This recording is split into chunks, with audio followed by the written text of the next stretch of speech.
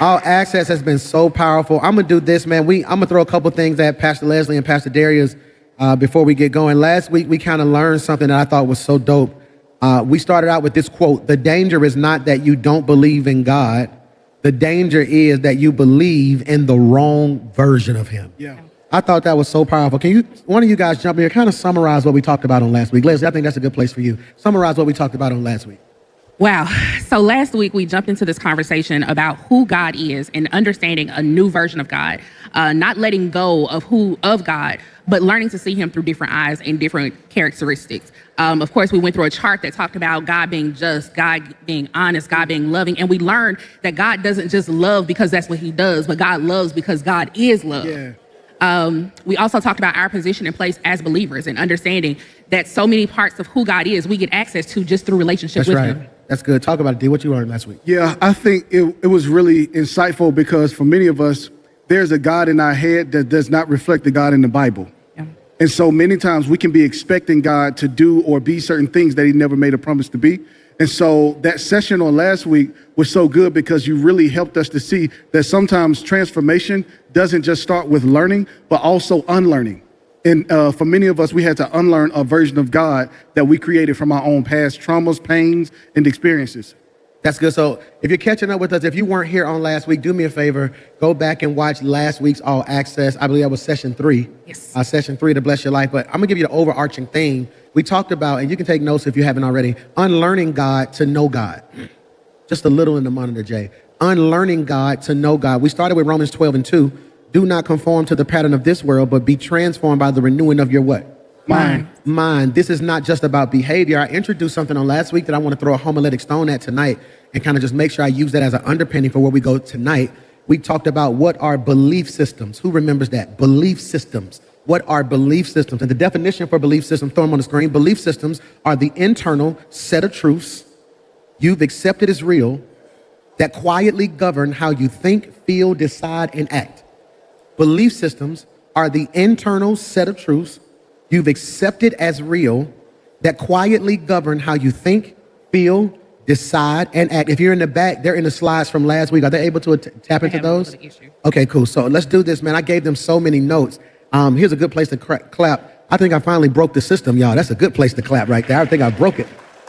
How many slides do we normally have for a normal message, Leslie? A normal message is around 30. 30. But the last month and a half, we've been around. We've reached, last week alone was 170. 170 slides. It's because I'm starting to realize how important note-taking is.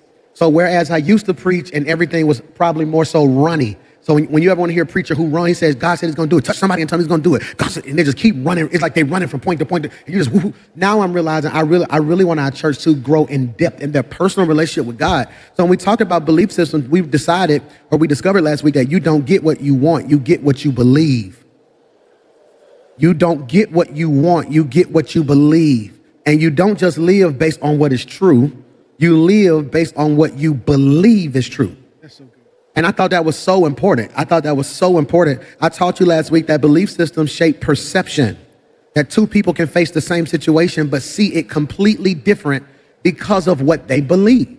Because of what they believe. I showed you a picture on last week of a glass of water, and I asked you, was that water half empty or half full? Who remembers that? Half empty or half full? And what I was trying to get you to realize is the situation didn't change, but the interpretation of it did. Why, Pastor Mike? Here's a good point. Because what you believe doesn't just influence what you see, Dre. It defines what you see. What you believe doesn't just influence what you see. It defines what you see. Anybody going through something right now? You don't mind just throwing your hand up and telling the truth you're going through something? Let's talk about it. If you're going through something, either you're going to see it as a threat or you're going to see it as growth. Wow. You got me? Finance is hard. You're either going to see it as a setback or God's showing you what stewardship is.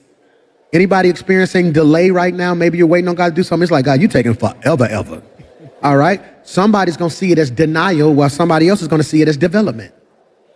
One person is going to see their challenges as pressure. The other person is going to see it as preparation. Why is that important, PMJ? Here's a beautiful scripture for you. As a man thinketh in his heart. So is he. Are y'all alive tonight? As a man thinketh in his heart, so is he. Your life is not moving in the direction of your opportunities. Your life is moving in the direction of your beliefs. Catch me now. Your life is not moving in the direction of your opportunities. Your life is moving in the direction of your beliefs. Pastor Mike, here's a good place to shout right here. Why are you doing Bible study? Why are you preaching the way you preach? Why you got Devo every morning? I'm not just trying to grow numerically. I'm trying to grow beliefs. I'm crazy enough to believe if you start believing different, you'll start living different. Yes, sir. Yeah. I'm going to say that again. If you believe different, sir. you'll Yeah. talk different. If you talk different, you'll walk different. Yes, If you sir. walk different, you'll live different. And if you live different, nothing in your life will ever be the same. Yes, I I receive speak by faith just like a good pregnancy. I'm coming out head first. Come on, sir. All right, go If a on. baby comes out feet first, that's called a what? Breach. A breach. Who wants to jump in and talk about I that? want to jump in there because my oldest son, Champion, when Yeah, he I was remember born that. at delivery, we were worried because he began to try to come out feet first. And because of that, the doctor literally had to turn my wife different sides, turn her around different ways. And while she was doing that, he started losing circulation because the umbilical cord began to wrap around his neck. But he said one thing that blessed me. He said, I know you're getting frustrated with the turn, but you need to trust the person that's doing the turning. Yeah. Because you may feel like it's being held up what you've been expecting to see, but what I'm showing you right now, that if he comes out feet first, that's called a breach. And so because he has to come out in order to be birthed into a new dimension, you must come out head first. And for some of us, we're trying to go into our destiny feet first. We're trying to get our relationships there first. Yeah. We're trying to get our money there first. When God is saying, no, you'll only get to where I'm trying to get you there head first. Put this in your notes. I know y'all don't have this in the back. We on the run right now. Put this in your notes, okay? Position determines process. Wow. Ooh. Position determines process. That's a leadership parallel. Not just in the natural, the position of the baby determines what happens next. Why is that important? When something is out of position, even what is healthy can become high risk. Yeah. I don't think you heard what I just said. When something is out of position, even what is healthy can become high risk. A lot of our marriages, a lot of our relationships, a lot of our friendships, a lot of our finances are considered high risk because they're out of order. I tithe first. I keep God at the first. God didn't ask for all my money. He just asked for the first of it. In other words, he was teaching me, Mike, I'm trying to show you the principle of position. If you honor me first, I'll cover everything else. But when we neglect God, that now puts our finances, in my opinion, at high risk. When you date now and y'all talk about everything but your relationship with God, how do you expect that relationship to flourish? That relationship, if God is fifth, it is now high risk. Right. If in your marriage, all y'all do is fuss and cuss and scream and holler and don't pray together and don't talk about God together and can't sit through a 90-minute YouTube Bible study together, what you're telling God, you're not in the right position in our life. And many of us right now don't realize not everything that can be delivered should be delivered the same way. Why, Pastor Mike? Because discernment is knowing when to turn it and when to change the method. And what I've discovered is if the doctor cannot turn the baby, he has to deliver that baby in another way called C-section.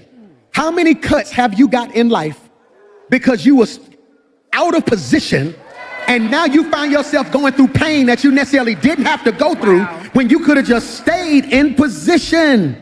This is critical. So I'm trying to get you to realize your belief system is the lens that turns moments into miracles or messes.